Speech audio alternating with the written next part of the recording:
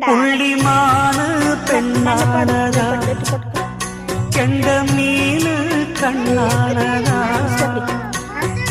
பூமுடிச்சு பட்டு வச்சு புன்னகையில் தேன் தெளிச்சு பக்கம் ஒரு சொர்க்கம் வருதா